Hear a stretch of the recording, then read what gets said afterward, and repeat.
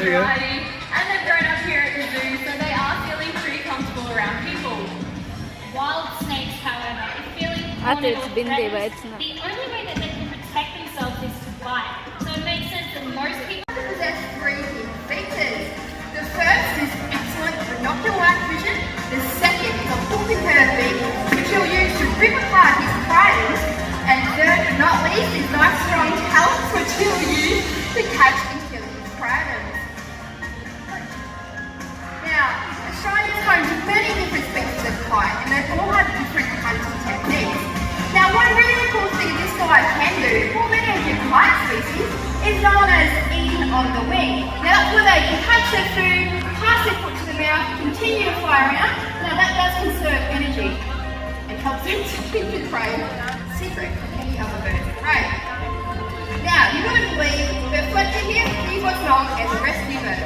So, he did come from the wild at a young age, and unfortunately, he's completely blind in one eye. So, he's doing better here at Australia Zoo and acting as an ambassador for his species. Well, you guys get to love him and want to know how to help them survive in the wild. But point to point, we've also taken to fly from person to person, and I would love to demonstrate this for someone in the audience here today. So, to help us out, we really need the help of an adult volunteer from our audience. So, who would love to meet you live face to face? Some people would like to meet you live. Come on guys, get it started for me. Who wants to meet you live? Alright, definitely got to go with you, son. I can't look myself in grey with a white t-shirt. Stand up for me, lovely. Alright, now all we need you to do is reach into your purse and pull out a $5 note. I can hear a few of you laughing, but we do actually really need this note as you are like, he doesn't know this person. So we've trained him to recognise and fly to a common and everyday object, which just so happens to be $5. So how'd you go? We've got one. Awesome. So fold that in half for me. Beautiful. And in half again. Perfect. So place that in between two fingers and straight out to the side. You're like, you should see that note and know exactly who to reply to. Play and play with it. Beautiful. I love this bird. Thank you. Alright.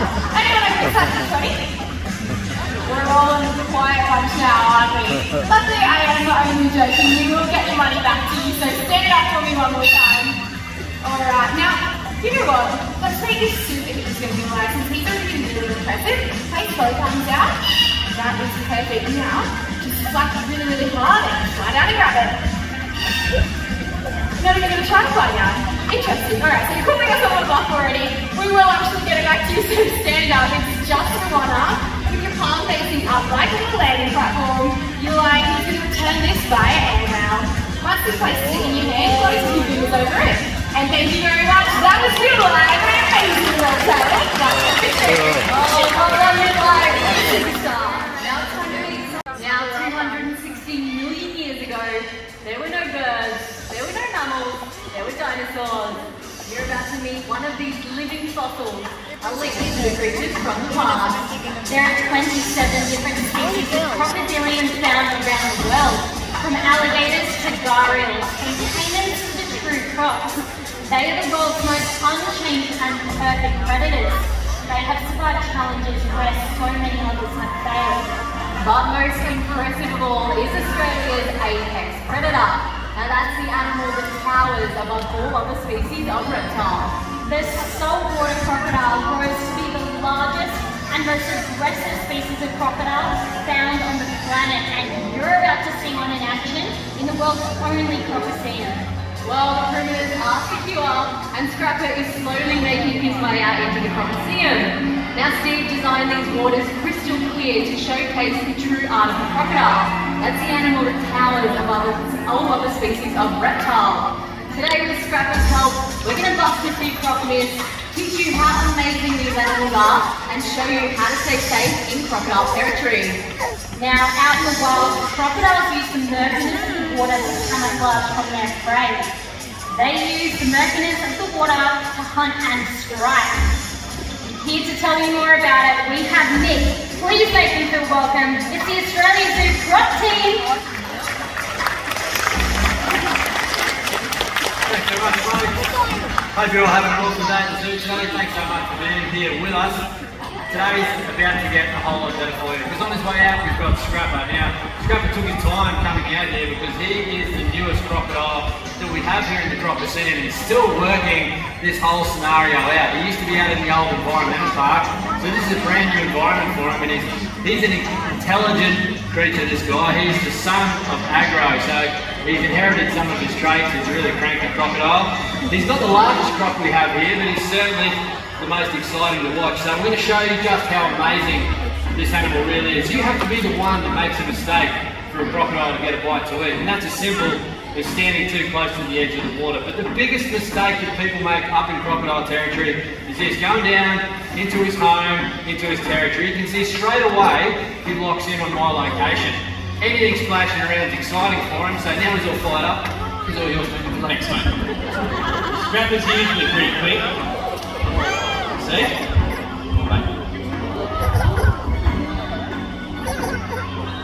Oh, it's a crocodile!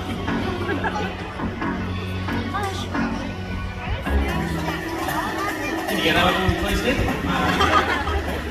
So he came out pretty quick. Scrapper's very good at that. That wasn't as quick as he can move though when he really wants to. He goes from the tip of his nose, base of his tail, quicker than any animal in the planet can get out of the way. So, to show you that again, the best way to do it is get Nick back in the water. Who wants to see Nick in the water, guys? Come on, we do better than that. Come on, Nick. You're smoking. Nick, come to you while you're there.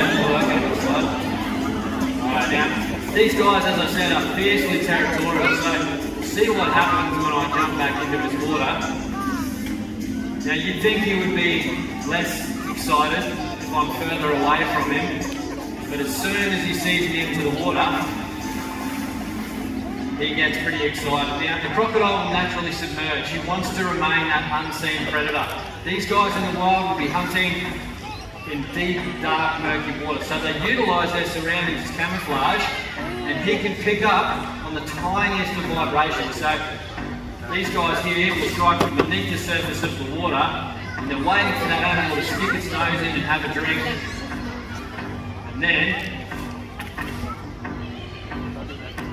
he does this. Just like that.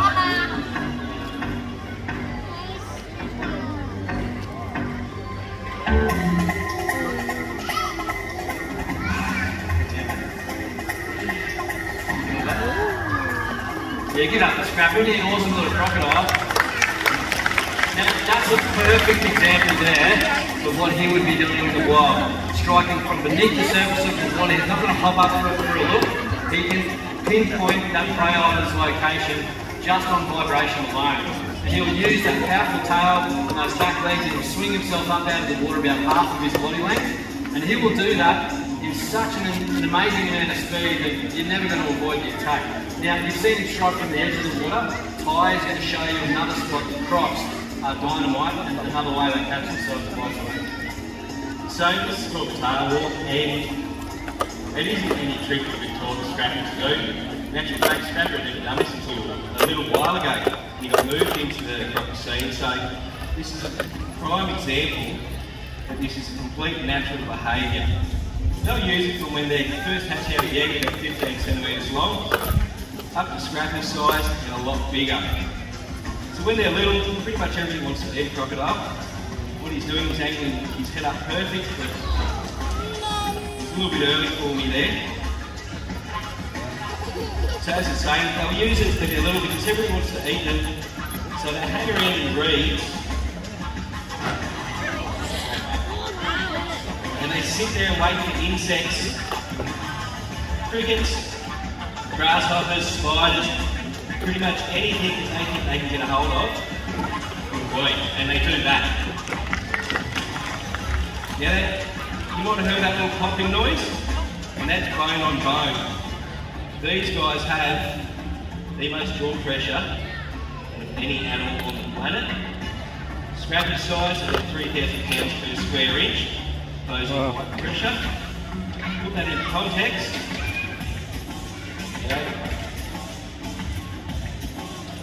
The car crushers and the wreckers only have about 2,500 pounds of a square inch opposing jaw pressure. The scrapper's gone up to 8. Need to lean over a little bit close to make eyes the more vertically challenged of the rock team members. Yes, that's right. So I can't actually lean over and curve it because it's short of legs like let me.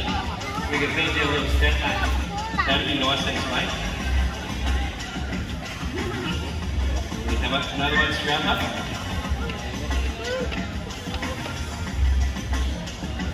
I think we'll give him a miss. I think that one in between is done. So what we'll do, So that's his strike right there. Now that he's on hard solid ground, this is lay out the scrapper on hard solid ground. Dangerous. Yeah. They can't move very fast on the ground at all. No. Oh yeah, great. It's only when they first launch out Like of the a water. just set of chopsticks. Sorry.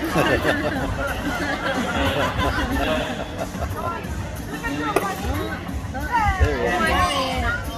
Oh, agony. Yes, you have to scrub up.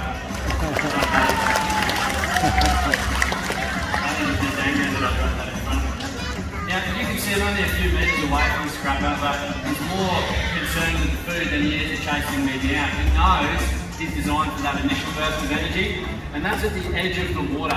As soon as he's clear and he's out here on land, he's going to drag all that weight with him, and that massive tail actually drags along behind him like a handbrake and slows him right down. You can see how difficult it is for him just to get his weight up off the ground and move back to the water's edge.